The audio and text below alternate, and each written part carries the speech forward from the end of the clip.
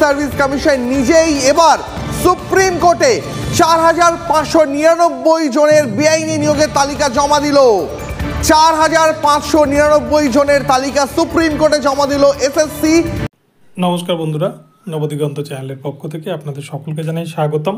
তো বন্ধুরা, এই মুহূর্তে আপনারা দেখলেন একটি ভিডিও ক্লিপ, যেখানে কিন্তু বলছে স্কুল সার্ভিস কমিশন 25,753 যে চাকরি বাতিল হয়েছে ইতিমধ্যে, তার মধ্যে 4,599 জনের নামের তালিকা সুপ্রিম কোর্টে জমা দিয়েছে।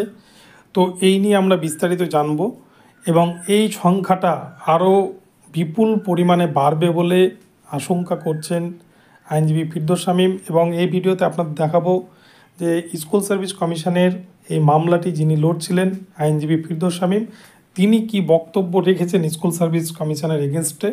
তো আপনাদের সাথে সম্পূর্ণটা দেখাবো এবং তার সাথে সাথে এটাও বলবো স্কুল সার্ভিস কমিশনের এই যে দায় স্বীকার, তারা যে দুর্নীতি করে চাকরি দিয়েছে, এতে কিন্তু বিপদে পড়তে চলেছে রাজ্য সরকার। তো আপনারা সম্পূর্ণ ভিডিওটি দেখুন, এই ভিডিওতে আপনারা বিস্তারিত জানতে পারবেন। কিন্তু তার আগে বলে রাখি, যারা প্রথমবার চ্যানেলটি ভিজিট করছেন আপনারা অবশ্যই চ্যানেলটিকে সাবস্ক্রাইব করে নেবেন এই ধরনের আপডেট সবার আগে সবার প্রথমে পাওয়ার জন্য।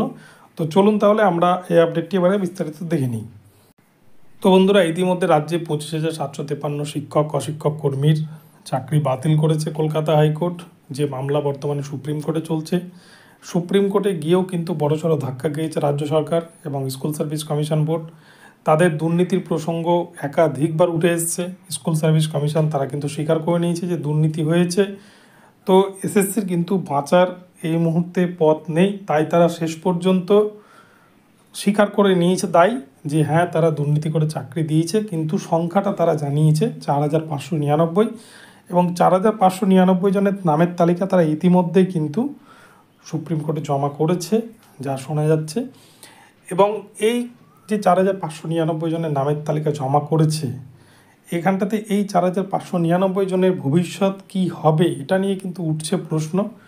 তবে সুপ্রিম কোর্টই, আমরা যদি পূর্বের একটু ইতিহাস দেখি, ত্রিপুরা রাজ্যের ক্ষেত্রে আপনারা জানেন 10,000 শিক্ষকের একটা পুরো প্যানেল কিন্তু বাতিল করে দিয়েছিল 2017 সালে। এবং এছাড়াও আমাদের পার্শ্ববর্তী রাজ্য দিল্লির ক্ষেত্রেও কিন্তু এরকম দুর্নীতি ধরা পড়ায় পুরো একটা প্যানেল বাতিল করে দিয়েছিলেন।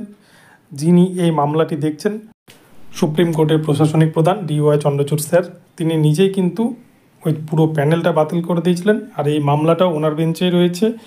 আগামী দিনে এই মামলা 16 জুলাই 2024 তারিখে চূড়ান্ত রায়দান হতে চলেছে এই মামলার।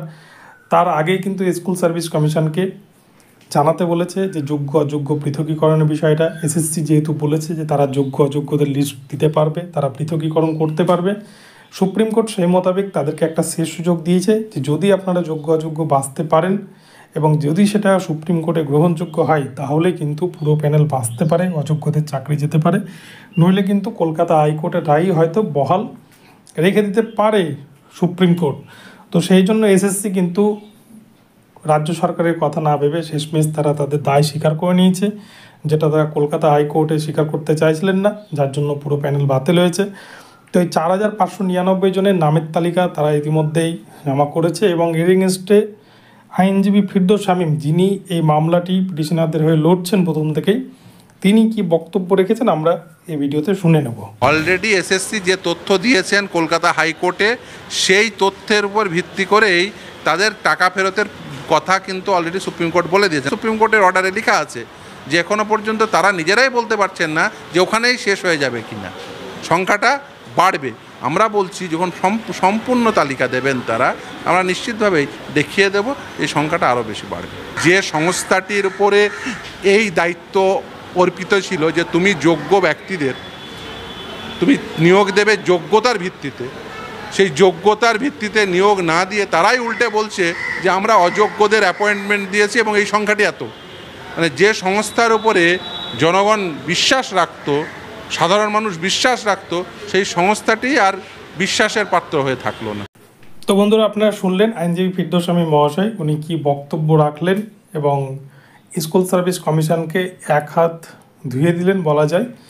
তো আগামীতে 16 জুলাই 2024 তারিখে আবারও কিন্তু ফিরদৌস শামীম মহাশয় উনি বললেন এসএসসি লিস্ট দিলেই আমরা তার পাল্টা লিস্ট দেব এবং আমরা চোখে আঙুলতে দেখিয়ে দেবো যে এই প্যানেলে কতজন অযোগ্য ক্যান্ডিডেট রয়েছে।